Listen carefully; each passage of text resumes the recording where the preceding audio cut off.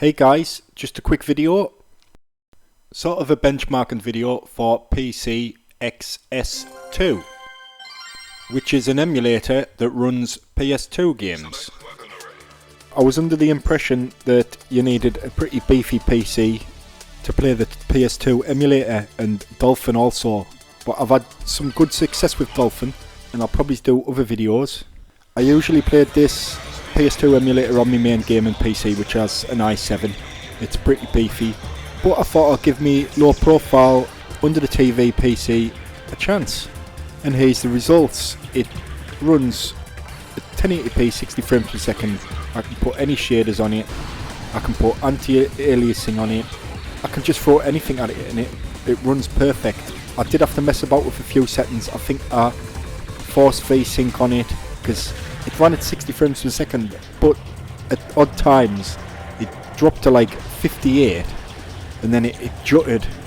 There was like a big jutter in the screen, so I forced VSync on it and I knocked all the speed hacks off it, and then it just runs flawless now.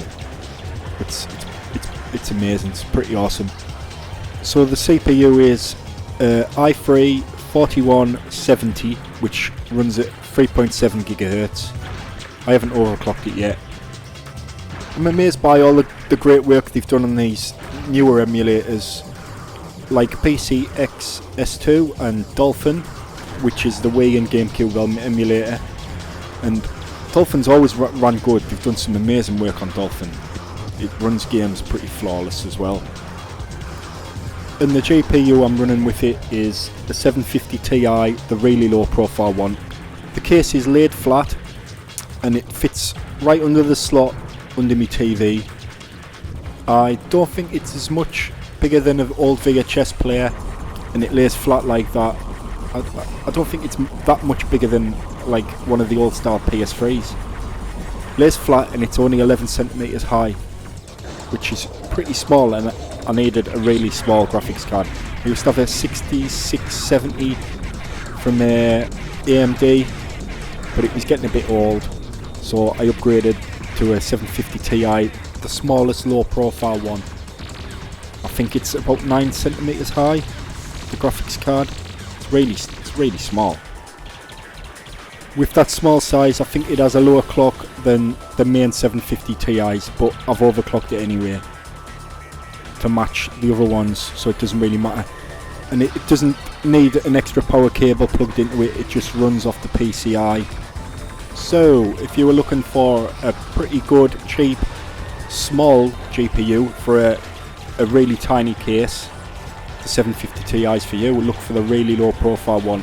It's from MSI, and the i3 4170, which was pretty cheap as well.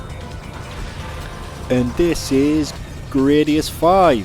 I never actually played this one before on the PS2. By the end of the PS2's life I was well into PC gaming.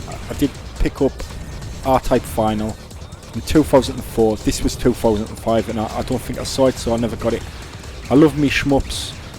Now I'm getting around to play it. I think it's pretty amazing. It's pretty easy. Along with R-Type Final, that was pretty easy on the PS2. I could play that one with my eyes closed by the end. And I got through about 80% of the ships collecting. You play through the game to collect ships, and there's about 100 ships. And I got through 80%. I gave up because the ridiculous quotas like play one ship for like 5 hours or something like that, and then you get another ship and play that one for 5 hours. There's only so many times you can play the same old levels. So yeah, this is Gradius 5, and here's some of the weapons. I love the weapon selection. It's pretty nice. I always liked the R-Type one, but this game's made by Treasure, who also made Radiant Silvergun and Ikaruga. And here's some of the weapon selections. You've got 4 types at the very beginning. And this is number 2. I think number 1's the best. It gives the best freedom to do what you want with it. You have the most control over it. And this is number 2. This is the second best. When you hold the right trigger button, which is the multiple button, you can angle the shot anywhere you can, anywhere you want with the right analog stick. But the ship holds position and stops while you do this, and it gives you a lot of freedom. But I like the first one where the tail moves around like a snake, them balls. It moves around like a tail, like a snake. And the Type 1 freezes the tail in position. So you can do a lot more stuff with it. You can angle the tail where you want. And the balls are not like R-Type, the Force, where you hold it on an enemy and it does damage. It's the fire that does the damage. So if you hold it on an enemy, you have to hold fire for any damage to happen. And this is number 2. This, I think it looks pretty awesome. Like, it does look impressive when you're swinging it about like that. Yeah, the graphics on this game are pretty good. I think they might be a little bit better than R-Type Final. And here's number 3.